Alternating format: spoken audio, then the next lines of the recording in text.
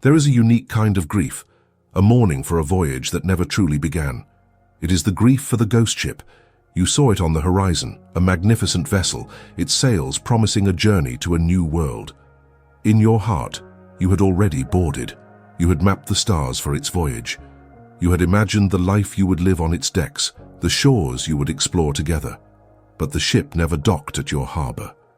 It remained a beautiful, tantalizing potential before finally, silently, sailing away over the horizon, leaving you stranded on the shore, mourning a journey you never took.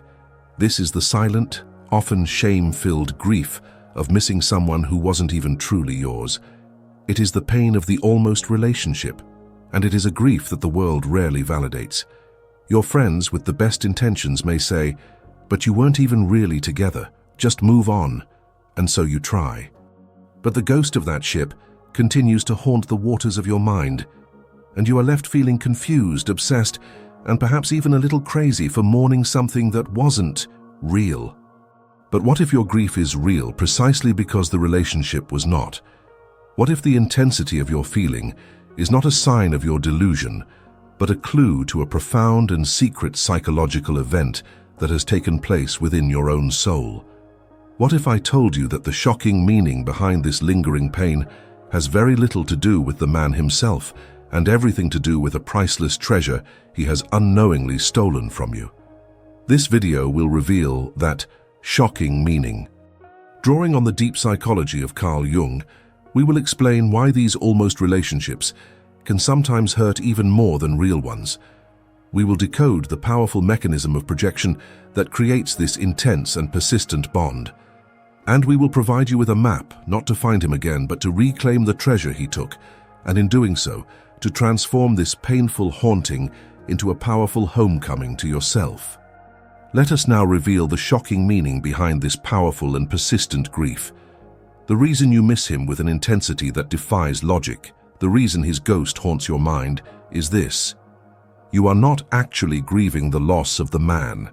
You are grieving the loss of a relationship with a part of your own soul. To understand this, we must use one of Carl Jung's most profound concepts, psychological projection. And for this specific kind of haunting, the most potent metaphor is that of a movie theater. Imagine your soul, your deep unconscious, is a magnificent film projector. It holds the most epic and beautiful film ever made. The hero of this film is a figure of immense power, courage, wisdom, and potential. He is everything you admire, everything you long for, everything you feel is missing. This hero is what Jung called the Animus, the personification of your own unlived masculine potential, your own inner king. Now, in a normal, real-world relationship, you meet a man. He is the screen. As you get to know him, the reality of who he is, his flaws, his quirks, his humanity, begins to color that screen. Your projector may still try to play its beautiful movie, but the reality of the screen, with all its own textures and imperfections, will always distort the image. You are forced to see him for who he is. But the almost relationship is different. The man who wasn't even yours was never in your life long enough or consistently enough to become a real, textured screen. He remained a perfect, blank, white canvas in the dark theater of your mind. And onto this perfect, blank screen, your soul projected its entire, magnificent, and uninterrupted masterpiece. The man you are obsessing over, the man you are missing so desperately, likely does not exist. He never did. You have fallen in love not with him, but with your own soul's beautiful and powerful projection onto him. You are not missing a person, you are missing a protagonist that you yourself created. This is the shocking meaning, and it is heartbreaking, but it is also profoundly liberating. The grief you feel is real, but it is the same real grief you feel when you finish a magnificent novel or a heartbreaking film and must say goodbye to the characters you have come to love. The pain is a testament not to his magnificence, but to the magnificent creative power of your own psyche. You were not in love with him, you were in love with the reflection of your own unclaimed potential. The courage you saw in him was your own courage, waiting to be embodied. The purpose you admired in him was your own purpose, waiting to be discovered. The profound sense of home you felt he could give you was the call of your own soul, begging you to come home to yourself. The grief is real, but you have been grieving at the wrong grave. The treasure was never in the ghost ship. It has been inside you all along. Now, we must ask the deeper question: why is this movie, this projection, so incredibly powerful? Why can the grief for an imaginary hero feel more potent than the loss of a real-life partner? The answer lies in one of Jung's most poignant concepts, the seductive and immense power of the unlived life. Within each of us is not only the life we have lived, but also a vast shadowy continent of the life we have not. It is the repository of all our unactualized potential, all the risks we didn't take, the passions we didn't pursue, the strengths we were too afraid to own. This unlived potential does not simply disappear. It accumulates in our unconscious as a powerful, longing energy. And the Animus, our inner hero, becomes the carrier of this story. He is the living embodiment of our what-if. In a real grounded relationship, this projection is constantly being challenged. You project the image of a perfect, all-knowing God onto a man, and then he leaves his wet towel on the bed, says something insensitive, or reveals a deep insecurity. Reality constantly forces you to update your projection. You are forced to see him as a flawed, complex human being. But the almost relationship is a perfect and sterile laboratory for the unlived life. The man who was never truly yours, the one who was distant, inconsistent, or who disappeared, provided you with the most dangerous gift of all, a blank screen. His very absence is what makes him the perfect vessel for your projection. His silence cannot contradict the wise and profound words you imagine him saying. His distance cannot spoil the perfect intimacy you experience in your daydreams. His lack of action means he never has the chance to disappoint you. He can remain a perfect fossilized image of potential, precisely because he was never subjected to the messy, beautiful, and imperfect reality of a real day-to-day connection. This is the heartbreaking secret. You are often drawn to these unavailable men, not in spite of their unavailability, but because of it. His distance is what keeps the screen blank, allowing you to keep watching your own beautiful, tragic movie without the rude interruption of his actual humanity. The intense grief you feel is not just for the loss of a potential partner. You are grieving the loss of a potential self. You are mourning all the parts of your own unlived life that you had projected onto him. In your mind, he was the one who would finally give you the adventure, the purpose, the security, the deep soul connection that you have not yet cultivated for yourself. And when he leaves, it feels like all of that potential has left with him. But it has not. It was never his in the first place. The seductive power of the unlived life is not just a psychological phenomenon, it is a biochemical one. To truly understand why the ghost of an almost relationship can have such an unshakable grip on you, we must look at the powerful and addictive chemistry that it creates in your brain. The shocking meaning is that you may not be addicted to the man at all. You may be addicted to the chemistry of his potential. Our brains are wired with two primary systems of attraction and bonding. The first is the dopamine system. Dopamine is the molecule of seeking, of wanting, of the thrilling anticipation of a future reward. It is the engine of the chase. It thrives not on certainty but on unpredictability. This is the system that is activated when we gamble, when we check our social media, and when we are in the early stages of a romance. It is the chemistry of maybe. The almost relationship is the most perfect dopamine delivery system ever created. Because the connection is inconsistent, it operates on a principle known as intermittent reinforcement. Days of silence are followed by a single hopeful text. Weeks of distance are punctuated by one night of intense connection. Each of these small payouts, because they are so unpredictable, triggers a massive dopamine rush in your brain. Think of it this way. The dopamine-driven connection is a slot machine. You stand in front of it, feeding it your precious coins, your time, your thoughts, your emotional energy. Most of the time you get nothing. But every so often, the bells ring, the lights flash, and you get a tiny payout. And that small, unpredictable reward is so intoxicating that it keeps you standing there, pulling the lever, convinced that the next one will be the jackpot. You are not in love with the machine, you are addicted to the game. The second system is the oxytocin system. Oxytocin is the molecule of deep, calm, and lasting connection. It is the chemistry of safety, of trust, of proven consistency. It is not the frantic high of the slot machine. It is the deep, nourishing satisfaction of a shared meal with someone you trust. It is the chemistry of is. A real, healthy, and committed relationship is primarily an oxytocin-based system. An almost relationship is a dopamine-based system. And this is the heartbreaking truth. Your brain, having become accustomed to the frantic highs and lows of the dopamine slot machine, can begin to misinterpret the calm, steady nourishment of oxytocin as boring. This is why you can't get him out of your head. You are not missing him. Your brain is missing its chemical fix. It is craving the next potential dopamine hit that his unpredictability promised. The first step in your liberation is to see this pattern for what it is. Not a sign of a great cosmic love, but a sign of a deep biochemical addiction to the painful and ultimately empty fantasy of what if. The path to healing requires a conscious detox from the chemistry of maybe, so that your nervous system can once again learn to find peace in the beautiful, steady nourishment of what is. To understand the mechanics of the projection and the chemistry of the addiction is to hold the map of your prison. Now, we will learn how to use the key. The path to liberating yourself from the ghost of an almost love is not to fight the memory, to hate the man, or to shame yourself for your feelings. It is a gentle but powerful alchemical process of calling your own soul back home. For this video, we will use a unique practice, distinct from any we have discussed before. It is a meditative journey designed to help you lovingly reintegrate the power you have projected.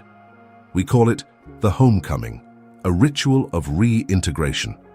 Find a quiet moment where you will not be disturbed. Sit comfortably, close your eyes, and take 3 deep, slow breaths. First, the acknowledgement. In your mind's eye, I want you to see the image of the man who has been occupying your thoughts. Do not see him as a real person, but as the beautiful character from the movie of your soul. See him in all the idealized glory you have given him. Acknowledge the beauty of the image, acknowledge the power, and acknowledge that this beautiful projection is a part of your soul that has been living in exile. Second, the invitation. Now choose just one of the magnificent qualities you projected onto him. Perhaps it is his unwavering sense of purpose. Perhaps it is his courage. Perhaps it is his deep wisdom. Hold that one quality in your mind. See it as a pure golden light that is surrounding him. Now, with a gentle and loving intention, you're going to invite it home.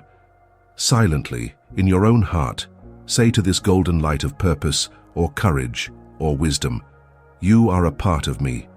It is now safe for you to come home." Third, the integration. This is the most important step.